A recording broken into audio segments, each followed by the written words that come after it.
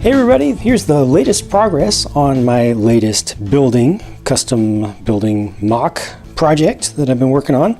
And as promised, I've been showing little small incremental updates on Instagram. And as promised, when there's enough to actually show to warrant a video to go over what's new, I'm bringing you a video. So that's what this is about right now. Most of the work that has been done since the last video involves getting the walls up, and I mean that actually went pretty quickly, but most of the work went on this side and on the small details that went into the second floor, which is almost complete now. Almost done on this side, that is. This is the arcade, something that I've been planning on doing for years now. Just been waiting for the opportunity to work on a major structure in the area of the city where I wanted my arcade, and this building is going in that area, and it's a perfect connection in my mind between ice cream parlor down below and arcade up above. So it just worked out and I decided to go for it. Went for a pattern on the wall on the back that really harkens back to the 1980s, like early 80s, maybe even late 70s, more like early 80s, which is when I personally started gaming, still in the golden age of cabinet, arcades and actual video game arcade places where you could go. There aren't so many of those around anymore.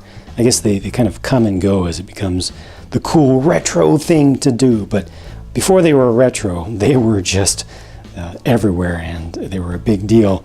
And so I've been looking forward, like I said, to doing one of these for a while. Let me get in and show you things a little bit more closely. Got the Defender cabinet, which just has a handful of parts that have just been swapped out to make the colors a little bit more seamless, but it's mostly just the official one from the Midway Arcade pack from level pack from Dimensions. Got a 2-player stand-up racing game over here. And in that far corner is a real old cabinet. It's supposed to represent something from the 70s and probably like early to mid 70s. It's playing Breakout right now. Don't know when Breakout came out. I'm sure anybody can just Google it. I am not in front of Google right now, and I don't really care. I just wanted to make an old thing that had old colors. I mean, it's just plain white with a kind of brown trim that represents that terrible fake wood veneer that used to be put on panels of things back in the day.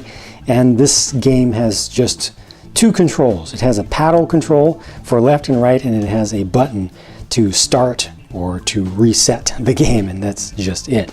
And then turning around to this side, got the Ghostbusters arcade from the Ghostbusters Firehouse, pretty much directly except for the little sign added up on the top.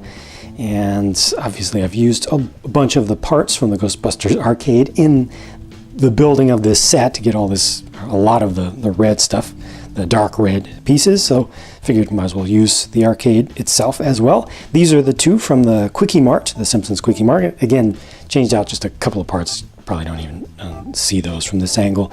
A little custom one here, just random customage for the sake of putting something else in line there. It does have an actual physical joystick that sticks out rather than relying upon the stickers like those Quickie Mart ones.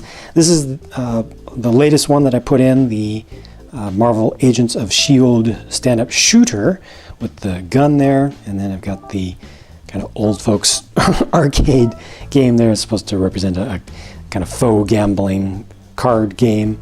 Uses a couple of pieces, those sloped pieces with studs at an angle that I've had for quite some time. Just been waiting to find something to do with those. Doesn't really do much good to have really fancy special pieces if I'm not doing anything with them, so that was good to actually put those to use.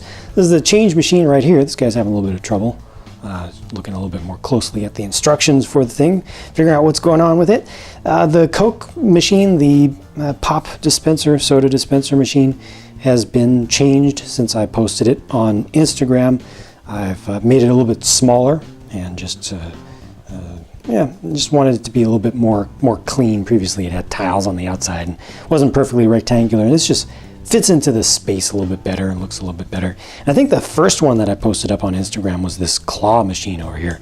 So do look on Instagram to see the closer up photos where you can see better details of these at lower angles. It's practically impossible to get any kind of camera in there to get good quality photos or good quality video of these with all the figures in there and everything. But this one actually does have a claw in there that's suspended from above on an arm, so it looks pretty realistic actually from the lower angles. And that's it for this one. You see how I've got the staircase coming up. That's supposed to represent a sticker that a fan just put in there. It represents some game. You know, it's I don't even know what it is. I mean, you can see what it is physically, but never take things too literally, because I definitely don't in my Lego creations. It's just a piece of plastic with, you know, some pattern on it. It represents a sticker. Over on the other side of the building, really not much to see here. It's just kind of stuff being temporarily placed to kind of get an idea of the size. Obviously, this wall back here is not going to be visible like that.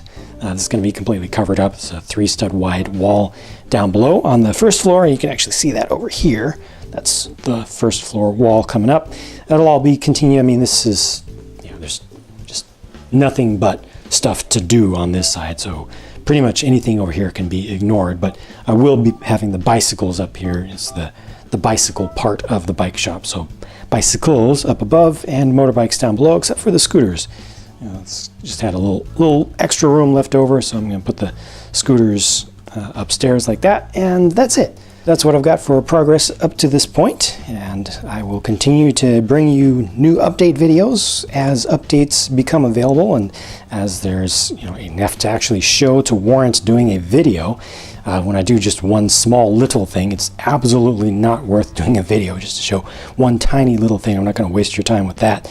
So if there's something that, you know, just is worth a photo or something like that, then I'll just put that up on Instagram, and I'll just continue that way. I kind of feel comfortable with the rate of updates this way, with just how much progress that I show at a time. And yeah, it looks like it is time for a Bricklink order, because I am out of the textured brick style bricks in dark red. I need some inverted slopes to put along the outsides of these windows to form the ledges there, because I've got the flat ledge here on the base of them to kind of go with the flat undersides overhang for the first floor. So I'm going to try to mirror things. So I've got the slopes down here. I'm going to go with inverted slopes up above, and just kind of put in just a little idea of where I'm going with that. I'm trying to go with a general inversion of things, you know, kind of mirroring it top to bottom. Not positive that that's exactly how it'll end up working, but I also need to figure out how I'm going to do the roof on this one. Lots more to do. Obviously, this side top floor is not done at all, so yeah, lots still to do, but I do need parts at this point, and that means I'll probably be taking a break pretty soon while I wait for those parts to come in. Thank you for following the progress up to this point. Like I said, you can see little stuff along the way on Instagram, and the next update video will be posted the next time an update video is warranted. Thanks for watching. Talk to you again soon.